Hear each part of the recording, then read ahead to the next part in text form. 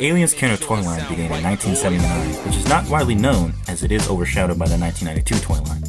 Kenner had released a test run in 1979, a single Alien 18-inch figure, a board game, and a movie viewer, that if sold well would lead into a concept 1980s toy line of 3 3/4-inch Alien figures based upon the upcoming film. The movie was a success. However, what Kenner did not anticipate was that most parents did not want their children owning the violent, horrific toy designs. Children also didn't approve of this as well at the time. So my question to you, Elijah, is if you had kids, would you allow them to own an alien figure at a young age? Not the NECA stuff that came on later or the original 18-inch figure, but the Kenner ones, I think that would be more acceptable, mostly because of the vibrant colors, the toy features, and just it was more of a 90s toy line, which makes sense because most 90s toy lines more gravitated towards children anyways. Yeah, I mean, I think it's okay, but I mean, I don't know, man. When they're like 10 or 14, we'll see. I don't know. Makes sense. Kenner, seeing as the demand did not meet expectations, held off on an alien toy line for the next 13 years until 1992 came along. In 1992, Kenner had plans for Alien, especially due to the success of the 1986 film. Kenner had made a business arrangement with Fox Kids to produce a more kid-friendly alien toy show called Operation Aliens. The show consists of the main alien cast before the third film, and was of course centered around the 1992 toy line, which would run all the way until 1995, until its cancellation. The reason around the show's cancellation is pretty up in the air. It's considered a conspiracy by some, and others just a mystery. The main reason for the show's cancellation is believed to be Fox having cold feet about an aliens toy line. Interestingly, in 2017, an interview with Margaret Loesch, Fox Kids' former executive, revealed that she had never heard of the Aliens show and denied that such a thing exists, saying that if the series was to be greenlit, it would have to be dialed back drastically due to the film being R-rated. She also stated Fox's current theatrical division at the time did not want Aliens to be turned into a children's property. Elijah, why do you think the show was canceled?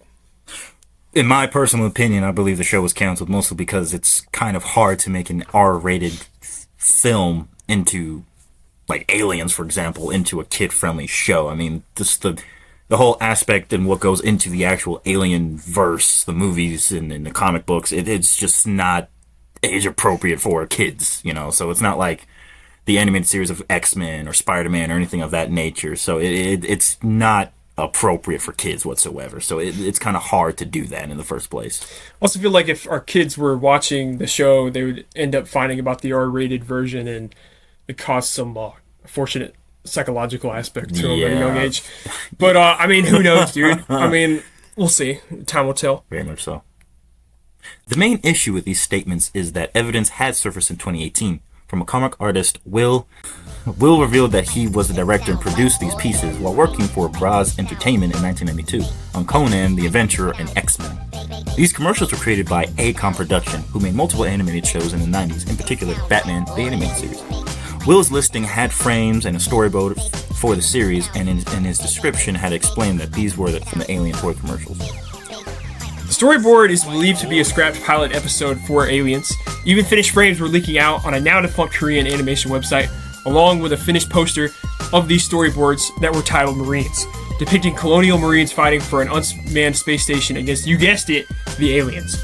Rumored that the cartoon's first episode was finished. However, this episode is considered lost media and has not been found up to today's date.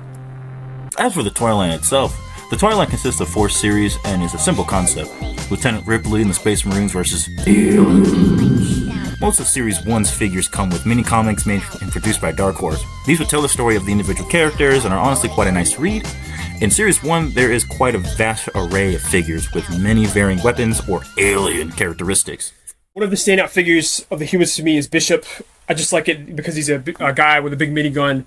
He wears kick shades, and it's like, hey, yo, do you remember in Aliens when Bishop was carrying around a big minigun and kicking and chewing bubblegum? I don't think that's where that came from. I think that, wait, the chewing bubble, isn't that Duke Nukem? Yeah, Duke reference. Okay. Or you can get real crazy with the bull alien in blazing red, and of course with horns. The real jewel of the Series 1 is the power loader armor, just for the crazy guns and missile turret on the back. It really makes the suit compared to a normal version in the film. Series 2 is where the Kenner exec sat and said, how can we make this toy line just a little more on crack? With the introduction of the snake alien, a literal snake. The mantis alien, the rhino alien, and a queen face hugger, which resembles a scorpion. However, that isn't to say that the Marines are outnumbered, as they get the Stinger XT-37 with its main tank cannon and turret-like abilities on back, the hover tread, the beloved evac fighter, which you can use to capture aliens and haul them around, and the circular dome, including multiple guns and missiles, and lastly the ATAX armor, or the Alien Tactical Advantage Explorer, which has wing on its back, a mace, a pile driver on the left arm, claw on the right arm, and of course the signature bipedal designs, and tipped off with an alien-esque helmet visor. Series 3 features some UK exclusives such as Hudson with his metal right power arm, Vasquez with the bat cannons, and O'Malley with a capture claw, an arm-mounted rifle.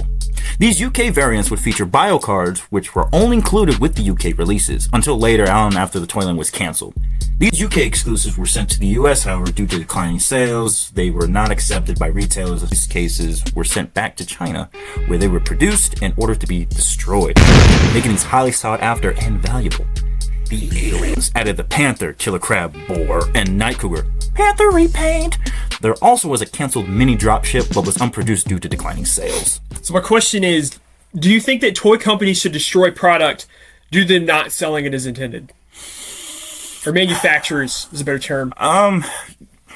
It really depends on what it was. If it was like Ninja Turtles, I would say definitely not, because Ninja Turtles is such like a more beloved like property than Aliens in that aspect, because Ninja Turtles sell toys. You can put them in video games, comic books, whatever. They're very more kid friendly. Aliens, on the other hand, weren't more kid friendly. They were very more adult-esque. So it would be kind of hard to really pinpoint whether or not I would say yes or no. I personally don't think so, because it's part of a toy line that most people remember and or collect, and is very beloved by very much a small community of people in the toy community in the first place. I feel the same way. Unfortunately, though, with G1, it's made some things become a little more rare and hard to get. Transformers, yeah. Because the Transformers, some of the molds have been destroyed now, and you can't even get that. But due to the sales not being good for certain figures.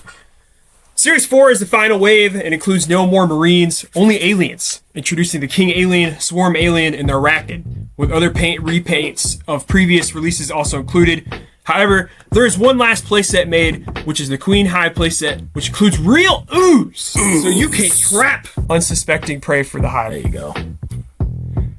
After the toy line was canceled in 1995, it would not be until 1998 until the next toy line, Hive Wars, was introduced. But in 1996, KB Toys made repaints of a few of the old toy line figures for their short-lived sets, known as Aliens vs. Marines.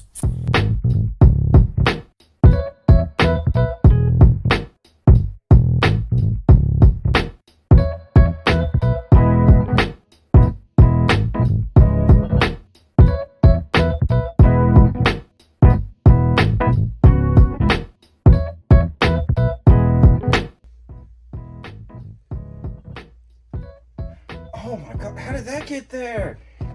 David 8 from Prometheus. What? That's crazy. This isn't like it's part of the Alien franchise or something.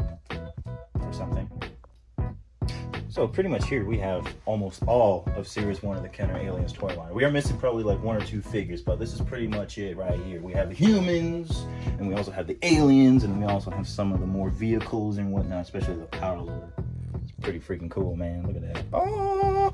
But in my opinion, I think my favorite would be the Gorilla Alien. It's just something about that metallic blue that really gravitates to the soul.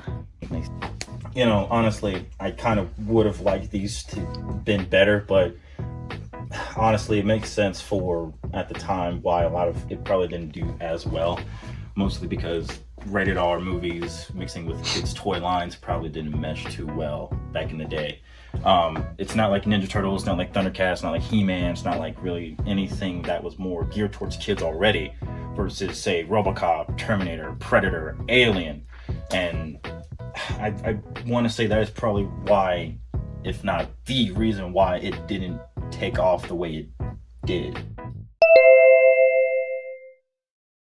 Everybody, I'm just doing some finalizations of the booth drawing, laying it out and everything for the upcoming Joe Lana show, which is September 27th, 28th, and 29th at the Gas South Convention Center here in Atlanta, Georgia, off of I-85 North.